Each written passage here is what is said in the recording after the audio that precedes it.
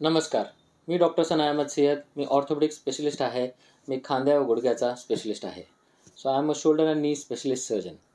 आपल्या पुण्यामध्ये असं बघण्यात येते की खूप वेळा पेशंट जे आहेत ते काही वेळ गेल्यानंतर म्हणजे जेव्हा गुडघा खराब होतो किंवा खांदा खराब होतो तेव्हा ते डॉक्टरांना दाखवायला येतात किंवा स्पेशलिस्ट डॉक्टरांना दाखवायला येतात. तर आम्हाला एक अवेअरनेस क्रिएट करायची आहे की प्लीज तेवढा वेळ तुम्ही वाया जाऊ देऊ नका. Or do not wait for that time when you need a knee replacement or a shoulder replacement. तुम्ही त्याच्या अगोदर जर आला तर हे दुर्बिणीची शस्त्रक्रिया करून गुडघ्यांना आपल्याला एक नवीन जीवनदान देता येतो आणि गुडघ्याचं आयुष्य वाढवता येतो. त्याचसोबत खांद्यालाही जेव्हा खांद्याचे स्नायू फाटतात किंवा कोणाला फ्रोझन शोल्डर असतो किंवा खांदा डिस्लोकेट होतो आहे तर त्याला आपण एक छोटीशी दुर्बिणीची शस्त्रक्रिया करून त्याला व्यवस्थित करता येतं आणि खांद्याची पूर्ण मूवमेंट करता येते. Specially for the sports persons जे ओव्हरहेड ॲक्टिव्हिटीजमध्ये आहेत किंवा बॉक्सर्स किंवा judo karate players or otherwise those who are into bowling and badminton जे खेळत आहेत त्यांच्यासाठी हा स्पेशल निरोप आहे. प्लीज तुमच्या शोल्डरमध्ये जे काय पेन आहेत, वेदना होत आहेत किंवा जे काय ट्रॉमा झालेला आहे त्याला तुम्ही दुर्लक्ष करू नका. It can be a labral tear, it can be a rotator cuff tear. म्हणजे आतमध्ये जे स्नायू असते जे खांद्याला प्रोटेक्शन देते त्याला इजा होऊ शकते किंवा तो फाटू शकतो आणि त्याला जर तुम्ही व्यवस्थित ट्रीटमेंट नाही केला तर ते पुढे जाऊन तुम्हाला खूप जास्त महागात पडू शकतो. तर गोळ्या औषधाने ठीक होतात. हो, तर जर तुम्ही इनिशियल स्टेजमध्ये आला आणि त्याच्यामध्ये जर डायग्नोसिस व्यवस्थित झालं तर yes it can be treated. ते ट्रीटमेंट करता येतो आपल्याला. फक्त गोळ्या, therapy, physiotherapy and some amount of rest हे खूप महत्त्वाचं असतं. खूप वेळा आपल्याला असं सांगितलं जातं की नाही तुम्ही एक्सरसाइज करा किंवा तुम्ही व्यायाम करत राहा ज्याने की तुमचे स्नायू जे आहेत ते स्ट्रॉंग होतील. पण नाही, ॲक्यूट फेजमध्ये कधी कधी आपल्याला रेस्ट घ्यावा लागतो. विराट कोहली, सचिन तेंडुलकर काय प्रत्येक मॅच खेळत नाही. ते पण कधी ना कधी रेस्ट देतातच. येस. नेमके कोणते सर्जरी करतात आणि तुम्ही म्हणाल की पुण्यात ठराविक डॉक्टर आहेत ही सर्जरी करतात. येस. तर नेमकं काय? येस. तर मी शोल्डर आणि नी स्पेशलिस्ट आहे. शोल्डर आणि नी स्पेशलिस्ट म्हणजे खांदा आणि गुडघ्यांमध्ये स्नायूंमध्ये काही इजा झाली आहे किंवा मेनिस्कसमध्ये फाटलेला आहे. म्हणजे समजा आता गुडघा आहे, गुडघ्यामध्ये एक मेनिस्कस असतो ज्याला आपण नॉर्मल भाषेत गादी म्हणतो. त्या गादीला काही इजा झाली तर गुडघा एकमेकांना घासायला लागतो. जसं की हा आपण गुडघ्याचा आता बघतोय की हा गुडघा आहे. गुडघ्यांमध्ये आतमध्ये स्नायू असतो जे आपल्याला कार्टिलेज म्हणतात त्याला आपण. हे कार्टिलेज आहे सॉफ्ट आणि हा मेनिस्कस आहे. हा कार्टिलेज आहे, हा मेनिस्कस आहे. जेव्हा हा मेनिस्कसला इजा होते तेव्हा हा आणि हा कार्टिलेज एकमेकांना घासायला लागतो आणि जर तो घासायला लागला की तो गुडघा मग पुढे जाऊन संधिवातात चेंजमध्ये होतो आणि त्याच्यामध्ये आर्थरायटिस येतो. जर आर्थरायटिस आला तर आपल्याला हे गुडघे बदलीची शस्त्रक्रिया पडते. आपण ह्याला वाचवू शकतो. कधी वाचवू शकतो? जेव्हा ही मेनिस्कस इंजुरी होती आहे किंवा आतमध्ये गुडघ्यामध्ये झीज व्हायला सुरुवात झालेली आहे त्याला आपण हाय टिबियल ऑस्टिओटोमी किंवा नी प्रिझर्विंग सर्जरी ज्याच्यामध्ये तुम्हाला नी रिप्लेसमेंटची गरज लागत नाही अशा प्रकारची आपण सर्जरी करतो ज्याने की पेशंटचे नीची लाईफ वाढते. त्याचसोबत आपल्याला नी रिप्लेसमेंट टाळता येतो. जेव्हा वय जास्त होऊन जाईल किंवा वयानुसार जसे केश पांढरे होतात आणि गुडघ्यांमध्ये जर वयोवृद्धपणाने ते जर कार्टिलेज डॅमेज झाला असेल तर नक्कीच तेव्हा तुम्हाला नी रिप्लेसमेंट लागेल. पण जर त्याच्या आधी 40मध्ये 50मध्ये जर गुडघ्यांमध्ये त्रास होत आहे आणि तुम्हाला असं वाटतं आहे की मला काहीही इफेक्ट भेटत नाही आहे तर तेव्हा आपण ह्याला ट्रीटमेंट करू शकतो. तशाच प्रकारे खांद्यामध्ये जेव्हा आपण जर बघितलं तर जे स्पोर्ट्स पर्सन्स असतात, जे बॉलर्स असतात किंवा बॅडमिंटन प्लेयर्स किंवा बॉक्सर्स जे असतात त्यांना खूप फोर्स जनरेट करावा लागतो स्पेशली फ्रॉम द शोल्डर. किंवा हे जे स्नायू असतात ज्याला आपण रोटेटर कफ म्हणतो ते रोटेटर कफ कधी कधी फाटतात किंवा त्याच्यावरती सूज येते.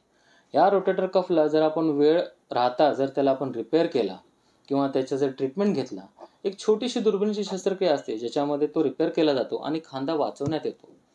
पण खूप वेळा असं बघितलं जातं की पेशंट फक्त व्यायाम करत राहतो आणि त्यांना वाटतं की येस जर मी व्यायाम केला तर हा स्नायू माझा स्ट्रॉंग होईल. पण नाही, तसं नसतो.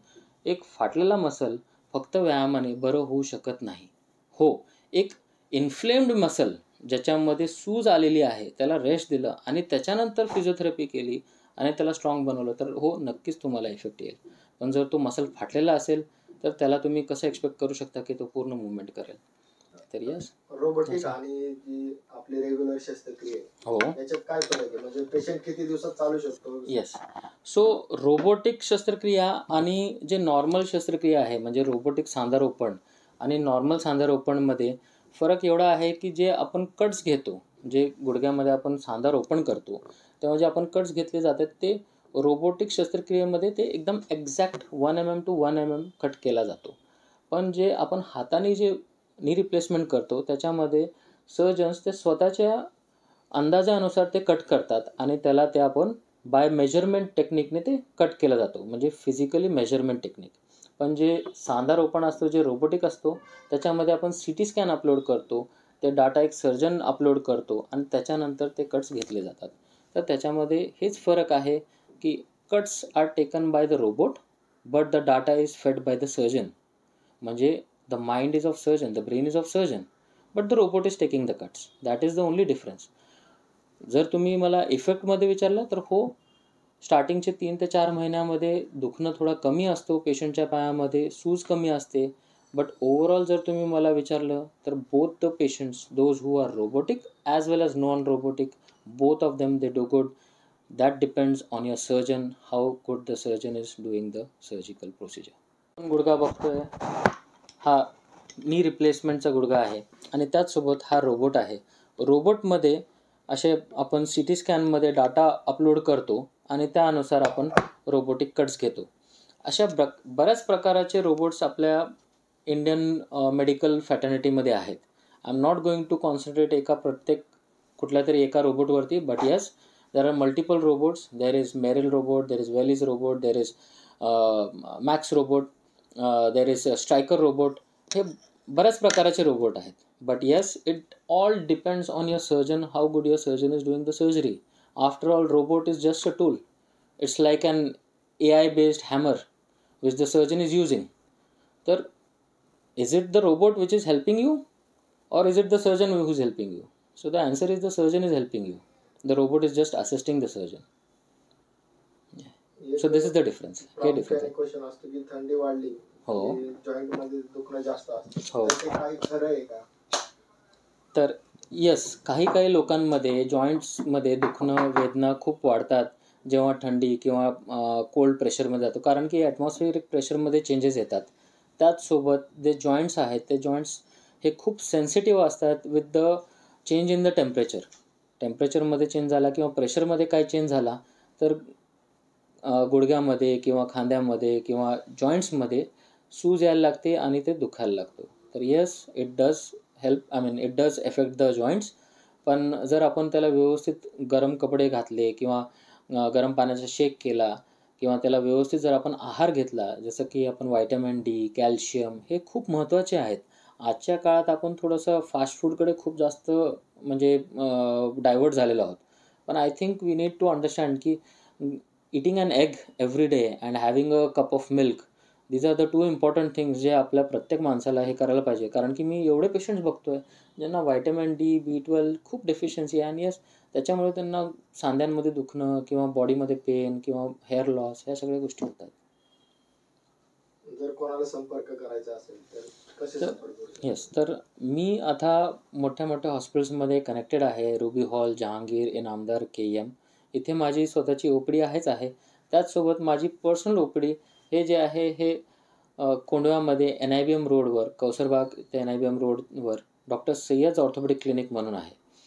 नंबर देतो आहे 9717165642.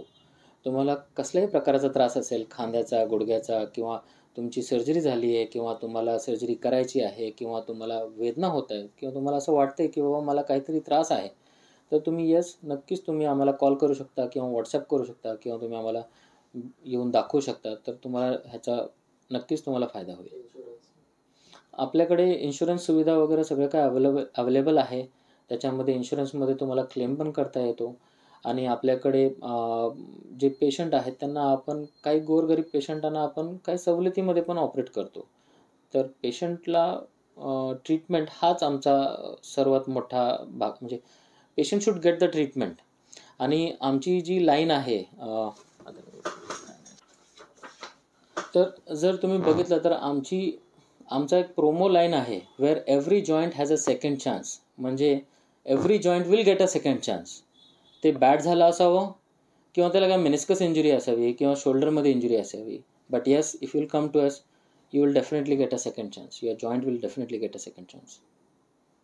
नवीन तंत्रज्ञानाचा काय वापर होतो का, AI असेल किंवा काय? येस, तर आत्ताचे जे रोबोट्स आहेत they are based on AI technology. म्हणजे त्याच्यामध्ये काय असतो, आपण CT स्कॅनचा डाटा फेड करतो. म्हणजे एका पेशंटचे गुडघ्याचा CT स्कॅन काढतो. ते CT स्कॅनचा डाटा त्याच्यामध्ये फीड केला जातो आणि मग exactly as per the anatomy of the knee आपण ते शस्त्रक्रिया करतो. म्हणजे आपण इथे अंदाजा लावत नाही आहे, इथे आपण exact point two point match करतो आहे आणि त्याच्यामध्ये नी रिप्लेसमेंट केलं जातं.